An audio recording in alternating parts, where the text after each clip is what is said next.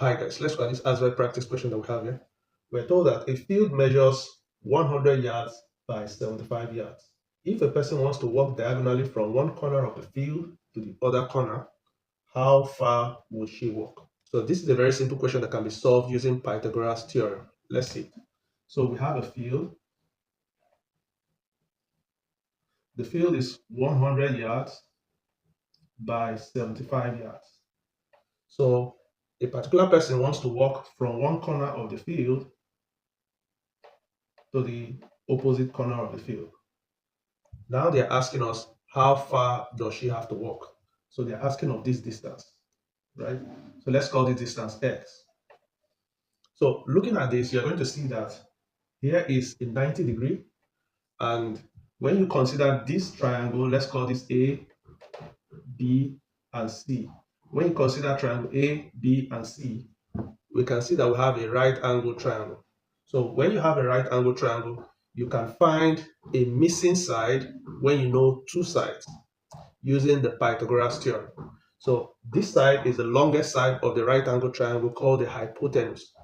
You can find the hypotenuse using the formula c squared is equal to a squared plus b squared, where c is the hypotenuse, the distance this particular person needs to walk. Okay, you can decide to call A this length, and you can decide to call B this length. So let's solve it together. We don't know what C is, so we are calling it x squared. So x squared is equal to 100 squared plus 75 squared. So 100 squared is equal to 10,000. 100 times 100 is 10,000 plus 75 squared. If you do 75 multiplied by 75, you're going to get 5,625. 5,625. 10,000 plus 5,625 is going to give us 15,625. Okay, so x squared is equal to 15,625. To find the value of x, we need to find the square root of this number. So x is equal to square root of 15,625. So how do we find this without the use of a calculator? Square root of 15,625 will give us one of these options. So this means the square of the right answer among these options is expected to give us 15,625, right? Let's look at 100. 100 square is 10,000. So this is not correct. Let's look at this option.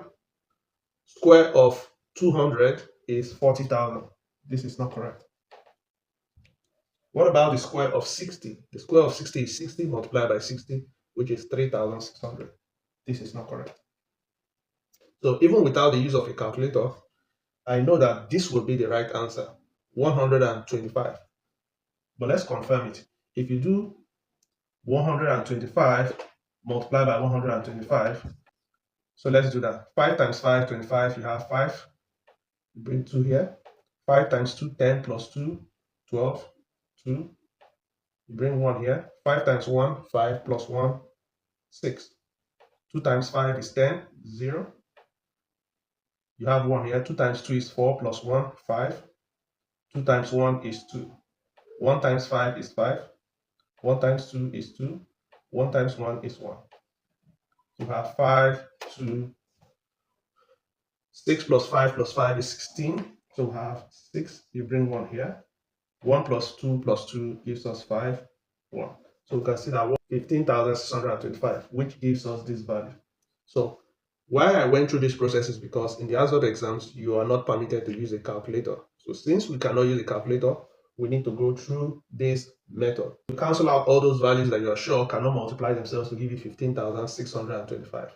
And then it narrows down to 125 as the right answer. This is one of the ways that can help you solve questions in the ASVAB test when you don't have a calculator.